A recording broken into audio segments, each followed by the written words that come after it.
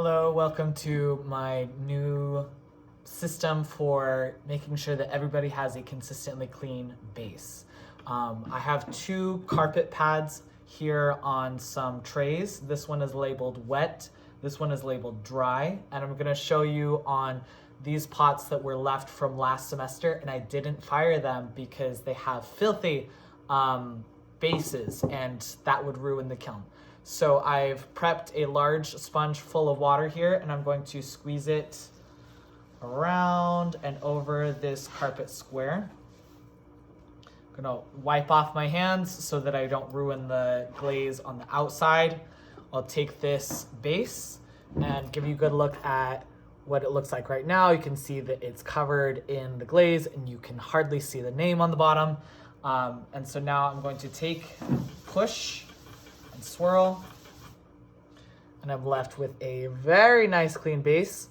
It does have a little bit of water on it, and some of that glaze, seems like they have like an orange base glaze, and so I'm going to dry it off on this dry carpet mat using all of the dry spaces, and just like that, it's done. Here's the next example, just like this. I don't think I need to re-wet it. I'm just gonna make sure I use the whole square. Beautiful, shiny, clean, just a little wet. I'm gonna use the whole square here. Nice and dry. And last one, this one has a foot ring, and so that'll be kind of interesting to see if it's deep enough to have glaze on the inside of that foot ring or not.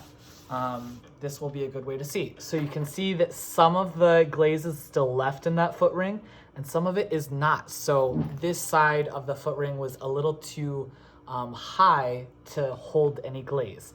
And that's really helpful to know so that we don't get any surprises when it comes out of the kiln.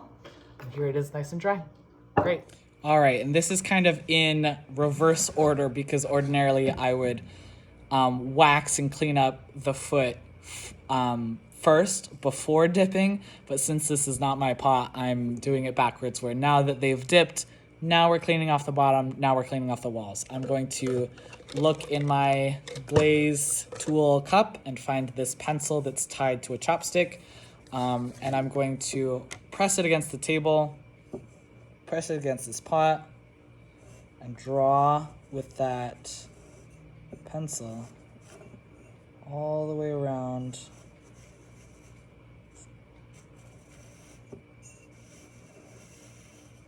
to show me exactly how high 1/4 an inch is. That is best practice for really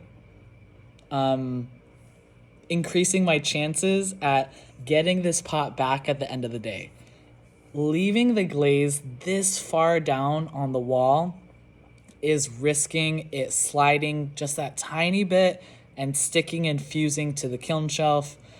Even if I put kiln wash on there, which kind of helps me take the pot off, you could have these really big blobby glaze edges. It could be too sharp to use, not really functional.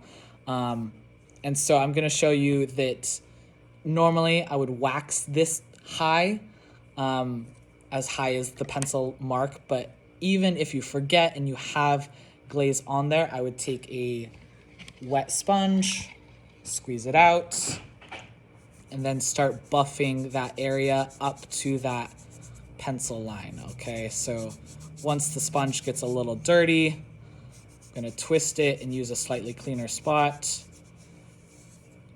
So wax is not going to prevent glaze from running past this pencil line.